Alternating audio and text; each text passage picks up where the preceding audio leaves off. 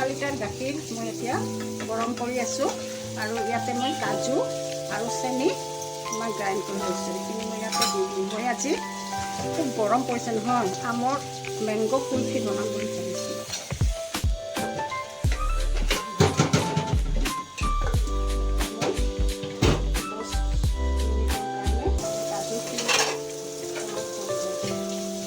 ইয়াতে মই এটা আম লৈছোঁ, ডাঙৰ আম, আৰু আমটো মই এনেকৈ ওপৰখিনি ওলাই লৈছোঁ।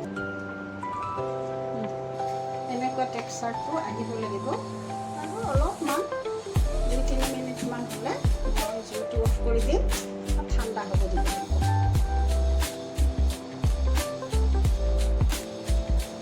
ননষ্টপ লগাই থাকিব লাগিব, নহ'লে কাজু দিছোঁ যে ইয়াতে, আৰু ইয়াতে কোনো কৰ্ণফ্লাৱাৰ বা একো বেলেগ বস্তু দিব নালাগে।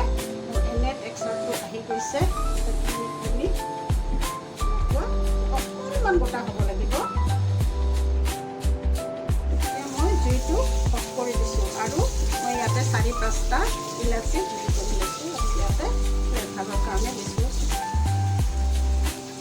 তাৰপিছত এইখিনি মই 5 মিনিটৰ কাৰণে অকণমান ঠাণ্ডা হ'ব দিছোঁ।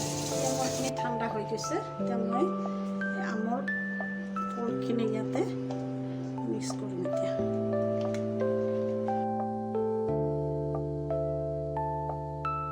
এতিয়া মই ইয়াতে ফ্ৰেছ ক্ৰীম অকণমান দি দিম।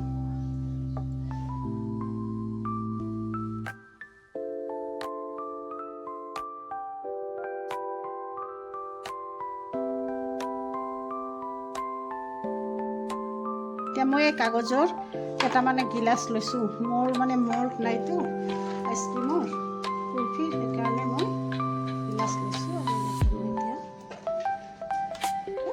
ভিতৰত সোমাই থাকিব পাৰে, হাৱাটো যাতে ওলাই যায় দিছোঁ। মোৰ 4টা গিলাচতে দিব।